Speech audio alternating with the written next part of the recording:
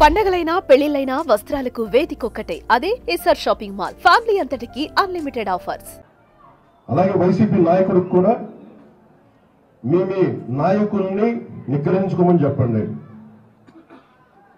రోడ్ల మీద రైతుల కోసం లేని కథలు చెప్పడం కాదు, చేసిన న్యాయానికి కథల్ని మళ్ళీ ధర్నాలు చేయడం కాదు. ముందు ఆయన జవహర్ గారిని నేను ప్రతిసారి మాట్లాడుతున్నప్పుడు ఒక దళిత అధికారి మీద దాడి చేసి ఇవన్నీ మాట్లాడి ఇందులో ఎవరెవరో చూడండి. శ్రీనివాసరెడ్డి గారు ఉన్నారు, ఆయన రెడ్డి సామాజిక వర్గానికి చెందిన వ్యక్తి.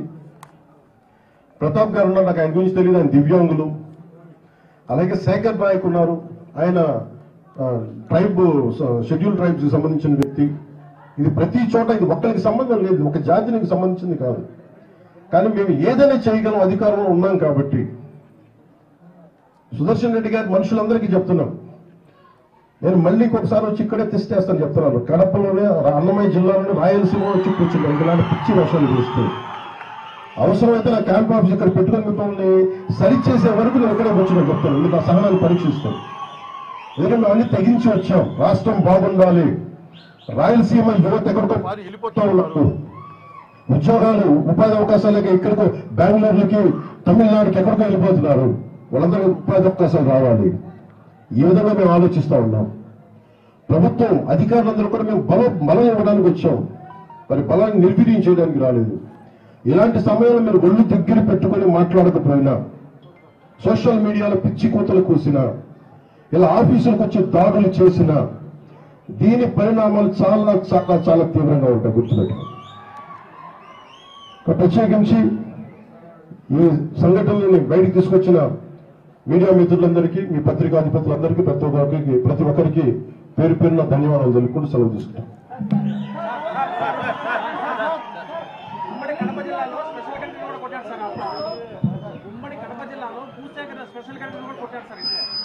సార్ అని చెప్పండి. ఉమ్మడి కడప జిల్లాలో వీటన్నిటికి సంబంధించి నేను ఇది ప్రత్యేకించి కేబినెట్ లో చర్చిస్తాం. ఇది కేబినెట్ లో చర్చిస్తాం. ఇప్పుడు నా పేషీకి కూడా తెలియజేశాను. ఇక్కడ ఏం జరిగినాయి మొత్తం రిపోర్టు ముఖ్యమంత్రి గారి టేబుల్ మీద ఉండాలి, డీజీపీ గారి దగ్గరికి వెళ్ళాలి, హోమ్ మినిస్టర్ గారి దగ్గరికి వెళ్ళాలి, అలాగే కేబినెట్ సదస్సులు అందరి దగ్గరికి వెళ్ళాలి, అలాగే జిల్లా ఇన్ఛార్జ్ మంత్రికి కూడా వెళ్ళాలి.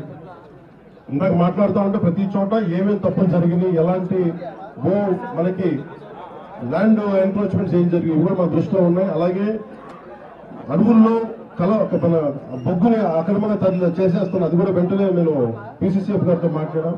ఇవన్నీ చర్యలు తీసుకుంటాం.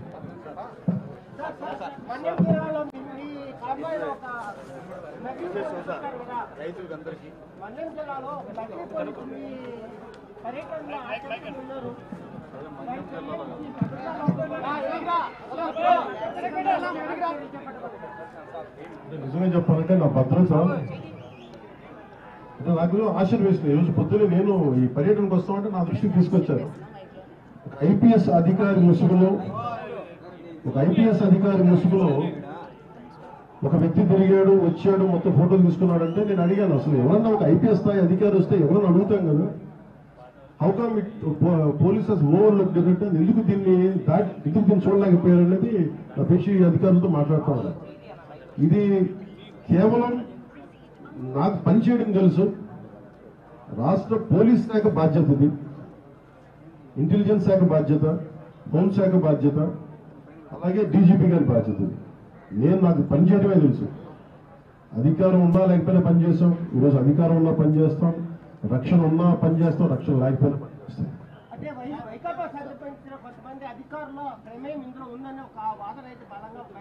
అంటే అది నాకు అంటే నేను వైకాపా విధానాలను ఎదిరిస్తాం, కానీ ఒక మాట మాట్లాడబోయే ముందు దానికి సరైన ఆధారం లేకుండా మాట్లాడకూడదు.